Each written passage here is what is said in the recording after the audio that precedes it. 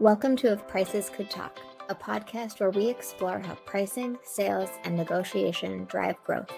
Brought to you by Holden Advisors. Let's dive in. So to start us off, first of all, thanks to everybody who's watching and participating in this podcast today. We really want to focus on building sales teams that are more than sellers. They really become strategic partners for our customers and help us to negotiate and defend the value that we create for our customers. So with us today, we have John Lavecchia. John Lavecchia is the Chief Revenue Officer for Equifax Canada, where he has over 30 years experience building Equifax into the premier business partner in Canada for credit solutions, data verification, digital commerce, and more. In my work with him, it is evident that John is dedicated to building sales teams that understand customer value, that growth comes from being a true strategic partner. So, John, thanks for being here with us today. Good morning. Good morning. Good morning, Travis. Good morning, Brian. How are you today? We're doing great. Good to see you, man. That's awesome. Yeah. That's awesome. We also have, as you see with us, Brian Doyle. He is the president and CEO of Holden Advisors, and he works closely with clients and teams on pricing and value-focused initiatives like John Lavecchia and his team. As an executive coach, he has helped organizations across the globe earn over $2 billion in new business. So we're always glad to have Brian Doyle with us. Yeah. Thanks for having me, Travis. Yeah. So to start us off, I think one of the things that would be interesting to hear, and it's always kind of fun to share those war stories, John, is maybe start us off with some of the negotiation challenges or challenges that you have in that negotiation space with your teams. Well, you know what? I don't know if it's challenges, but I think it's just an evolution of how the world has gone with professional negotiators. We call them procurement officers. The changes in how businesses are structured. It depends on, are you dealing with a global organization, a local organization? Are you dealing with a local regional player in a state or a province like here in Canada? Who you're working with and how you are trying to collaborate your value with that partner is something that you have to be, it's not just one way all the time. There's nothing regular about the world today. And you have to be prepared for that. So, I try to, bring in the professionals because I do believe in my heart of hearts that the sales profession is a profession made up of professionals. You tune up your team with, the right personas that can walk into those environments that I talked about and can execute in understanding what the main objective of that opportunity you're talking about will provide to that business, what the real value is, and not just a statement. We try to make it like material, like, what is the number? Okay. What does time cost you not to act? And, having those conversations, not with the procurement officer, but, the business line leaders or the president of that regional bank or the chief executive officer of that division in which you're interacting with. So, it really is a fun time here in the world. And I think what I'm seeing now is more and more businesses are really relying on pros, and it's getting to be a really exciting time to be working in business in North America and around the world. To be honest with you, we can lead our countries, we can leave our value in North America around the world by taking different approaches. And you see now with world trade, you see it with global trade, and we see how the importance of collaborating even with other countries. And you're seeing it being played out on the news every day. And you laugh. It's like, oh my God, like he actually showed his card. Or like, somebody, made up, what their limit is or what their walking away point is. Like, it's crazy, but they do it. Yeah. It is amazing to see it play out, the negotiations play out, international relations.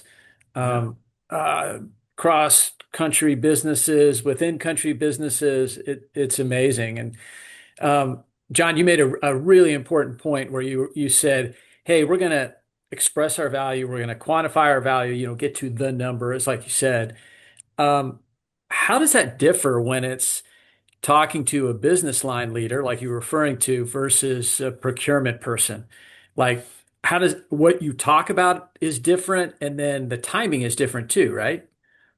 Well, a procurement officer, you really you're talking with trained pros.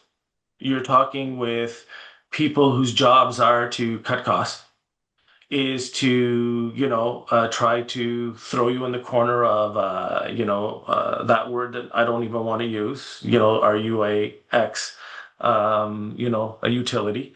Are you just something that, yeah, that doesn't have as much value, or can I compare you with five other suppliers? I guess you separate the person from the problem all the time. I mean, Mm. but you got to walk in with your best when you're with the procurement officer, and it is a different setup and it is a different meeting. Okay. And maybe you're not walking in with the entourage talking about some of the value you're providing to the business in the same way in which you're talking to the business about that same value. So maybe with procurement officers, you are talking about time and trying to put a value on time and what it's doing and encourage them to go talk to the business. Mm. Um, you know, Sometimes it's not answering and not reacting. Silence is the what sometimes we say, doing nothing is powerful. Um, you know, but I think what we have to always remember, and I tell this to my kids who play sports, is when you're in a battle, when you're interacting with an opponent, um, they're not your friends, but you still have to respect how you interact and how you talk to them. And you can see that on the procurement floors in the negotiation rooms in which we walk in. I think there's a way in which we can be humble. There's a way in which we can be respectful. There's a way in which we can walk the procurement officer through the experience that we have.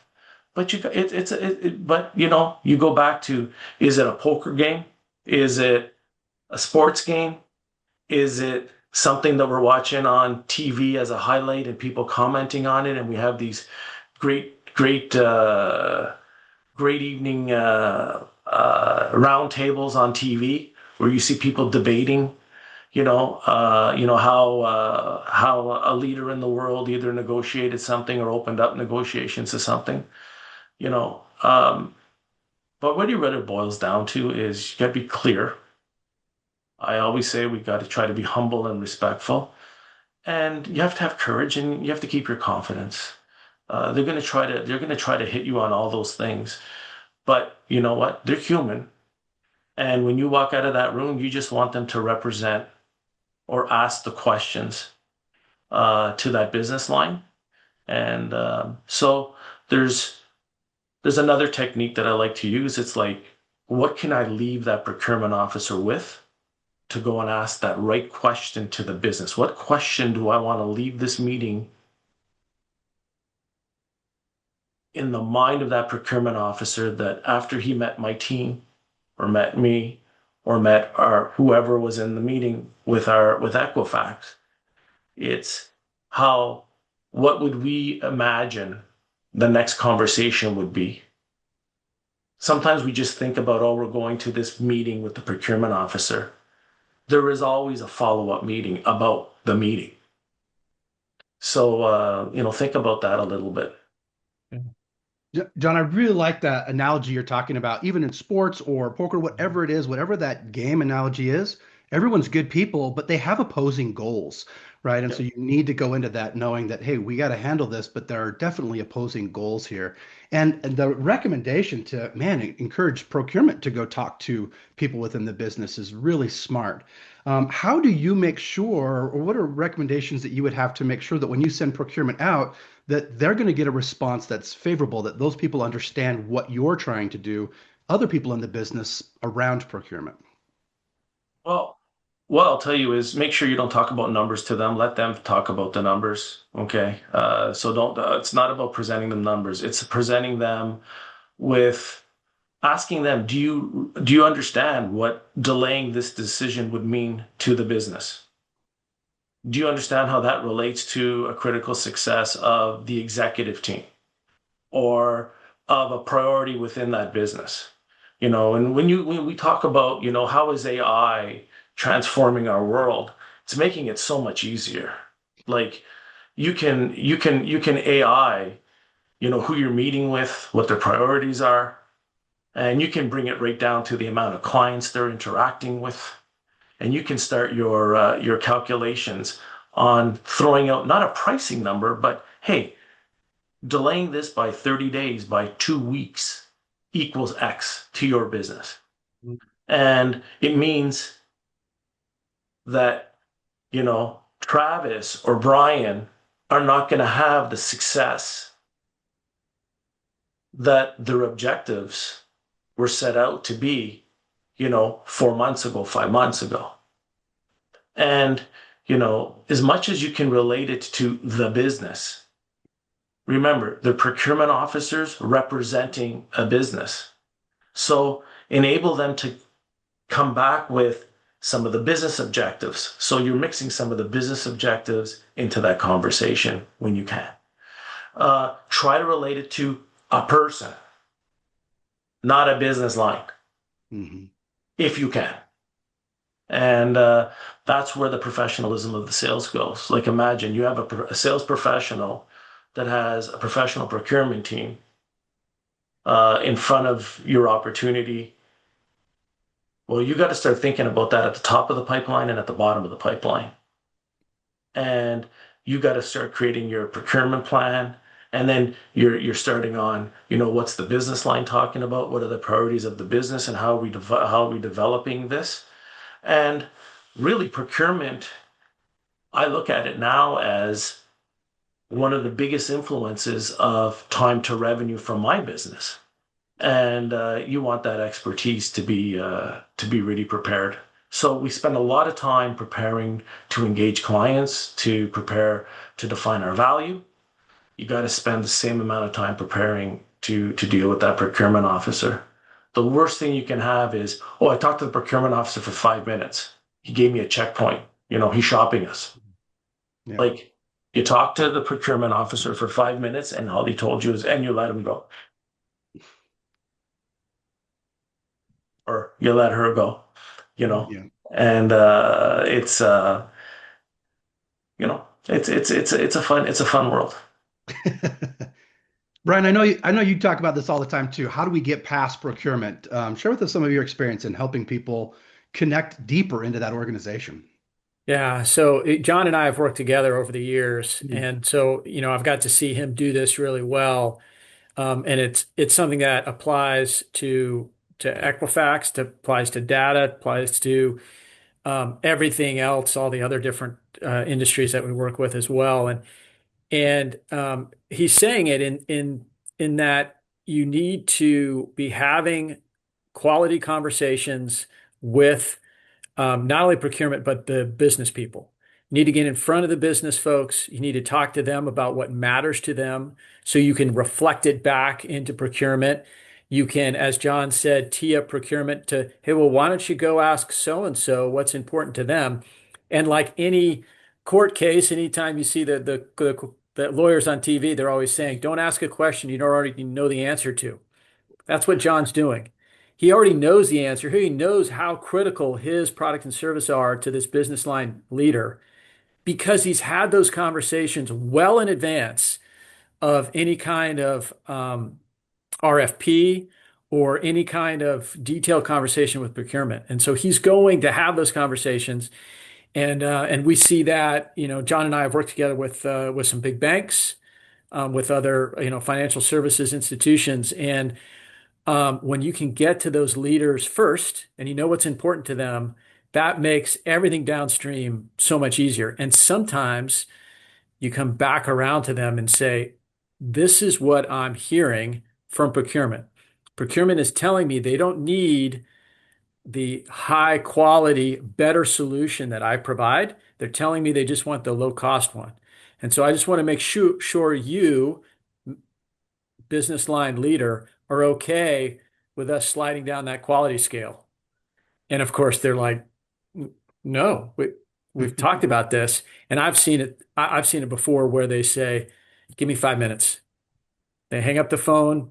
They make a phone call to the procurement professional. They get back on the phone with somebody like John and they go, I took care of it. We're going with the premium version of this.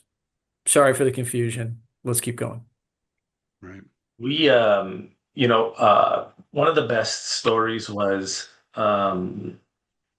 we were negotiating with a bank in Canada. They're a global player, and they had talked to us in other countries, and they started saying, "Hey, we look at you here in this region of the world as this. We look at you at this region of the world as." I said, "That's great how you look at us, you know." So John, you know what? And the procurement officer goes, "What's your perspective?" Well, you know what? I've known Mark for 5 years.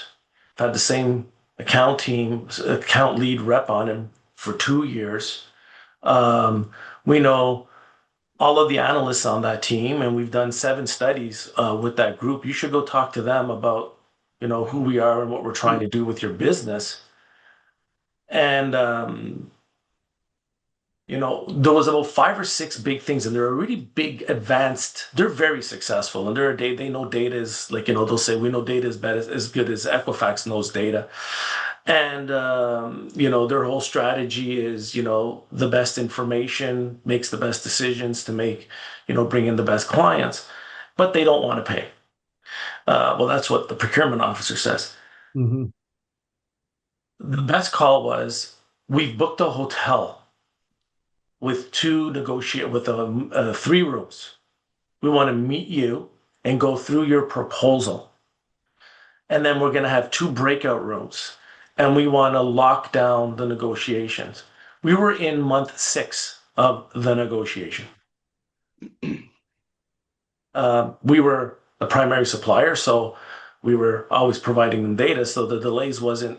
But in that case, we just used patience, and we used and then we got to a point where the conversations became so transparent, and that's why they had to bring us to this hotel to do it, because we had inside supporters calling us and saying, "Hey, take this approach." And then we're like, you know what? You go back to your procurement officer and tell them this is what the answer. And as soon as he heard that, they were mortified. That team was mortified. And it wasn't just one procurement officer. They were a team. They were a team of 3. So, and there's a lot of angst whenever that happens. Like, imagine what happens in the Equifax world. You might get a call from the United States, the mothership, or Europe, and say, "I heard you're like going off site to it's really tough negotiations." "Oh yeah, it's very, very incredible negotiations." "Yeah, are you worried?" Not that worried today, because I think more people that we're doing business with today understand our value at that business. So it's going to be interesting on what priorities we're going to find and define in that negotiation today. So, what I always try to do is, when we have one of those big days, meet with my team before, and then have that 10 minutes of, okay, let's forget about everything. Let's get our priorities straight, and let's go in there with a clean mind. That day I told them, I said, I'm gonna be very, very directive. I want to walk away with 3 business priorities, meaning I want to know what the orders are and when we're going to launch them. By 1 o'clock that afternoon, we had the deal signed, and we were talking about, okay, let's talk about the business priorities. What are we going to move forward? What really is our priority? And you know what? You find out some things at that time. It's a never-ending interaction with people, with relationships, and understanding where every persona is at that point in time. And it can change with a promotion. It could change with a leadership team. And it could change with the last negotiation that wasn't as successful. Yeah. Hey, John, you're a chief revenue officer, very senior leader. Um, you have this clearly, I'm just based on what you're saying and in our interactions beforehand. You clearly know what you're doing, but you've got layers below you. And so how do you, and maybe if you give us example of how you do it, how do you drive that understanding of value, understanding the game, understanding all these things that you're describing here down one, two, three layers in your organization so everybody gets it? Um, I'm a leader for a long time, and I'm not the best at what I do. I try to find professionals that are, and I try to hire professionals that are better than I ever was whenever I walked in here, Mm. and that are better than me. So what I do within my teams, and now I run like an auto vertical, I run an insurance vertical, I run a public sector vertical. It could be banking, it could be regional banks. I'll bring teams together, about five, and I'll encourage the sales professional to say, hey, let's talk about this opportunity for 30 minutes. Let's bring five people together. Let's try to bring people from other sales teams, people from other environments. Present your value proposition, present where you are right now. And it could be at the top of the funnel where you're just qualifying and developing opportunities and you want some direction. And what I do is I host a call, and it basically goes like this. Hey, we're all together. We're going to talk about ABC opportunity. Then what we're going to do is we're going to ask some clarifying questions, and then we're going to give some tips to Brian and to Travis, who are managing this customer. And all I ask is that this team walks in and we're all equal in the team. And in that role, that rep owns the customer. They're ultimately empowered to make that decision, but they get to use us as advisors. So we're working for them to try to find something different. The worst thing that we can do is be directive and go down and say, do this, without getting three or four other people to think about, hey, is this really the right thing to do? Now we bring, and that's the hardest thing, like, because we bring years of experience sometimes. We've seen this before. I can tell you that in the last couple of years, since I've been doing these workouts, it's not what I've seen before. It's what I saw last week, or what I'm seeing in front of me at this point in time, because things change so fast. Mm. Yeah. So you know what? It's trying to get a voice of opinion, trying to get a reason, trying to get in some other experiences that might relate or might correlate to this experience, and trying to harvest different point of views. Because it doesn't matter how big your sales organization is,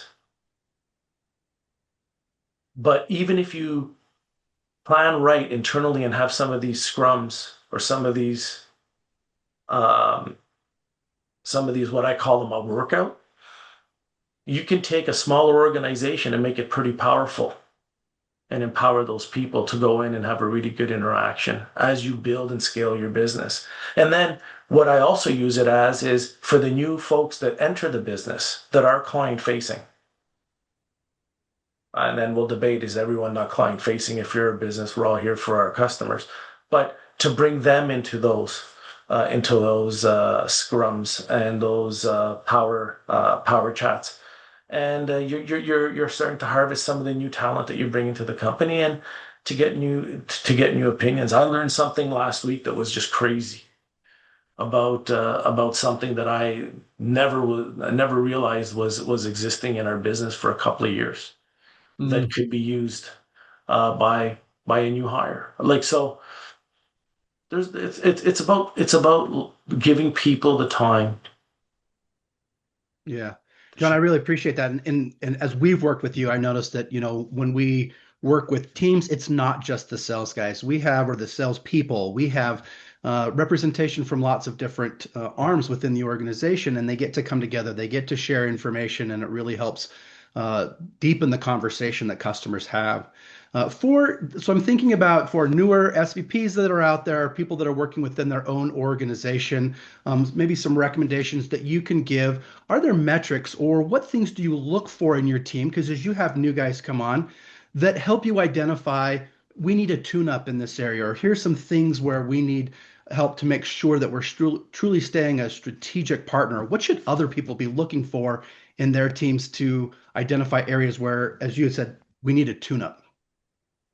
I think we can get lost in Salesforce. We can get lost in operating pipelines. Mm-hmm. I think if you're managing leaders, what are your top 10 opportunities? What are your, defining what, every week when you're meeting with your leaders and the leaders are meeting with their teams, at the end of the day, what's the funnel look like? What's closing? What's developing? What's coming in at the top? And always making that, a priority, because that is what your business is here for. This is what we are here for. We're here to activate new solutions to create new value to allow more wealth for our businesses and more success for our businesses. So what I always try to tell new executives is you're coming in here and you're learning everything. Hey, but on that first meeting with you're a sales leader and that's your team, just keep it humble. Ask everybody, what are your top priorities? What are you working on? And then from there, you start honing down on how do I support these opportunities? And then you're starting to learn your value propositions. Then you're starting to get into understanding who the buying personas are. You're interacting with your clients. You're getting your client meetings and everything else. Some of the biggest mistakes that I've seen in business is they walk in and they say, "Oh, who are the top 10 clients? I'm gonna go see them." Mm-hmm. Okay, go see them. What are you going to talk about? Oh, I'm going to look at what their business priorities are, and I'm gonna go meet them. Well, why don't we do a couple of opportunity reviews for like a half an hour, and you keep your thought on all the stuff that you learned about those 10 customers and all that excitement there, and why don't you find out about the value proposition about 3 or 4 of those opportunities? And wouldn't it be great if you go and have lunch with Brian, and tell him how excited you are for the role, this is how you understand his priorities. He starts talking about his priorities, and then you leave him with 2 value props for your sales team. A little different. Mm-hmm. Yeah. John, here's an understatement for you. There is a lot of uncertainty and turbulence in the world today. It's And so opportunity. opportunity, there you go. So when you go speak with your customers and you want to talk to them about a new product or service, or you want to talk to them about price change, and it's time for them to pay a little bit more for this great value that you're providing, how do you keep them focused on the value that you provide and how you help them versus all the noise that's in the world and swirling around their brain? Um, well, you don't avoid that conversation. Um, you you could be prepared for those conversations, and and listen to let's say that this is the business person that you're talking to, that you're informing them that because of whatever valuable information is out there, that you're both agreeing on. This world has changed for them. It could be regulatory, it could be what's going on in the world today on many fronts. um Again, it all goes back down to how does this relate to the persona that you're meeting with? And are Mm. you instilling confidence that your business is going to be viable? It's going to be ready. We at Equifax, we have pride that says, you know what, it doesn't matter what the economic condition is. We have tools to remedy, tools to react to it. It's just the nature of our business. We're in a very, very lucky place. Um, but I would stress that any important sales meeting, that if you're meeting with if you're a sales professional, you're meeting with a business leader, that whatever value you have as a business, they're giving you time. So there must be something important that you're meeting with that business for. And just always bring it back to what are the goals and opportunities, and what is that executive trying to execute, and how you're going to do that. I think businesses and sales professionals should never be shy and should know when to talk about what the future looks like with their business, what their roadmaps are. Mm. Shame on you if you're waiting for that on the price increase conversation. You know, um, we talk a little bit about interacting clients on one-on-one, and then what's the formal interaction? Either presenting scorecards or presenting a business update to the executive team and our executive team. Like in those, there's ways to plan. But again, a year before, 6 months before, that this top 30 client is in a situation where you want to adjust price. You should be thinking about that at least 6 months out and looking at the interactions, and then subtle messages about, hey, we're going to increase some value here for you, but you know what, we're gonna win together on this one. Brian, I've kept you here for 3 years, but you know what, the next thing is I'm going to make you X amount of millions of dollars on this activation, and I'm gonna reap some rewards on this side. You don't have that in that first conversation, but what you want to have is when you do have that big formal conversation with Brian, that you're able to talk about that and tie it back to either a past success or a success that's coming down the line. I think businesses need to be really prepared to change. Some of these solutions, when you look at AI and the cost to implement AI, people will think, hey, AI is great. It's going to replace XYZ processes in the business. And people start realizing how much energy it takes, what the cost is going to be to be the back office for some of these solutions and services. We have to start preparing businesses for, with every change, comes an opportunity to learn more. And I think AI is a real good definition of how we represent AI, and how you either, at Equifax, we call it explainable AI. We have a record amount of patents on how we understand data, and we take a lot of pride in that. But we have great partners, and who our partners are to help us implement and help us execute on time, on availability, on quality. That means something. Yeah. Yeah, I think what that last little bit there, John, is particularly important, because what we're seeing across the industries that we participate in is that everybody's got some sort of AI solution. And customers sometimes can't tell if it's AI driven by the guy living in his mom's basement, or is it AI that's really going to make a difference, like you're describing. And so all they can tell at first blush is, well, the guy in the basement is 25% of the cost of Equifax. So should I just go with 25%, the 25% price? Should I try to get Equifax down? Like, how do I think about this? But when you can frame what you've just described, the quality's better, the speed's better, the outcomes are better, then it becomes more clear. Like, I don't want to deal with the guy in the basement. I want to deal with John Lavecchia, because he's going to get me what I need to go make more money, or save costs, or minimize my risk, or whatever it is that you're doing to make that customer more successful. Well, yeah, and you're hoping that the sales professionals talk a little bit about, listen, also going to share with you what the roadmap is for this idea that we have. We're going to scale what we're doing. So, John Kite in the basement that's doing XYZ, okay, maybe he's coming out of the hole this way, but you know what? What happens tomorrow if you can't afford to calculate all those things he's doing for you?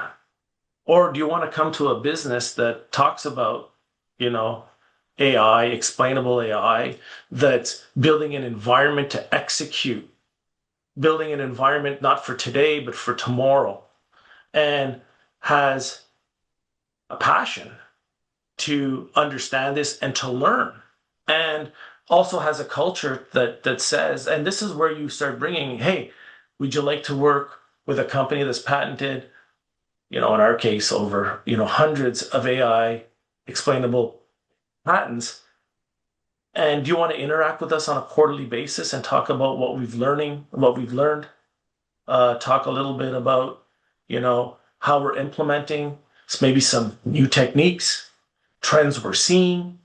Um, it just it just goes on and on and on and on. And again, uh, it's a lot of an unknown. Okay, so you just got to open up that interaction between your customers and your business. And at Equifax, I'm really proud about the value and the expertise I have around AI. It's the best in the world, and it's exciting times. That's all I can say. It's super, super exciting times. Nice. For sure. Hey, so thinking back to your early years, right? Can you recall either an advice you got, a recommendation you got, or a lesson that you learned relative to negotiation and how that changed your path going forward? It was a very directive world whenever I started in the business. Everybody knew what they were going to do. It was very individual sales reps. It was very much what's your quota, how you're going to get from here to there. CRMs were just coming into play. It was all about, hey, you know what? Charlie's got 117 opportunities worth X million dollars versus Sherry that's got 2 opportunities this week worth this. Um, One thing is watch out on the CRM. It could be your friend, but it can hurt you big time. And don't get comfortable behind a CRM. Mm.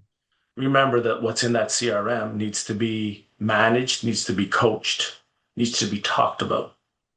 And if all you're talking about the number in the CRM, that's not a sales professional. So that's the first thing. It's, you know what? Understand that CRM in sales and don't use it as a weapon. Uh, the other one is a AAA personality. I don't work 40 hours a week. I like to work until I'm exhausted. I love what I do and give people space. Elaborate on that. Give people space. I joke around, but I have a mouthpiece. Literally throw in the mouthpiece sometimes. Just let them talk. Remember when earlier I was talking about bringing our teams together and letting them talk about the three items, which is talk about the opportunity, ask clarifying questions, clarifying questions on what the rep talked about, and then the rep asks, hey, what's your advice? After the rep says, this is what I intended to do in the next 2 weeks, then you ask, in that first 1 and 2 part, just let them talk. So again, and open up customer representation to other stakeholders. Yeah. And that was unheard of. When I first got here, you call somebody, hey, Brian, do you want to give me a half an hour to listen to my opportunity to give me some advice on how I'm going to be successful for my client on Friday morning? Okay. And oh, by the way, I'm going to bring Kelly and Brian and Travis on that call. And I know that you and Travis really don't get along, but I want to get their opinion because they have a different point of view. Okay. Like 10 years ago, it would have been I don't think I'm going to do that because you know what? On the ranking report, you're number 1 and I'm number 3 and I want to beat you. And, now it's a little different. Yeah. And the other thing, right? I realized, if you're going to rank and you're going to rank and everybody likes to rank because I like who's number 1. I want to know who's number 1 and who's at the bottom. Do it in teams, do it in groups, and do it in squads.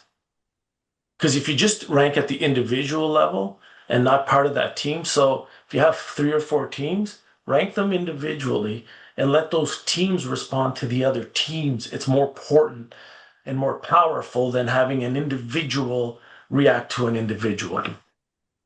So, with having like 3, 4 sales leaders always around me, talking about their team performance and what they're going to do as a team to perform better than the other team, versus in the old days, it's like, hey, what's that person doing? Mm-hmm.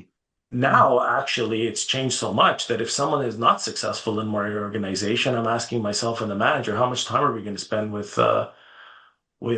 Jennifer? Because we want to get her from 70% to over 115%. And what are the 4 or 5 opportunities we should bring into a conversation? As pay as a CRO in any company, our job is to keep our teams out of potholes and out of the ditch. And part of that is looking at performance and not and you know what, and getting them the help that they can. And we can't be the hero all the time. There's one of you and many of them. Bringing them along will raise all boats, right? If we can improve their skills, we can raise all boats. So Yeah. excellent. Hey, John, Yeah. thanks for your recommendations, your advice. There was a lot of good nuggets that came out of this discussion today. Brian, as well, your experience is always invaluable. It's great to get together and to have these kinds of conversations. And so thank you for being here. Thank you very much for your time, and good luck to everybody in this new world. Thanks a lot, John. It's great Thank having you. you. Bye-bye.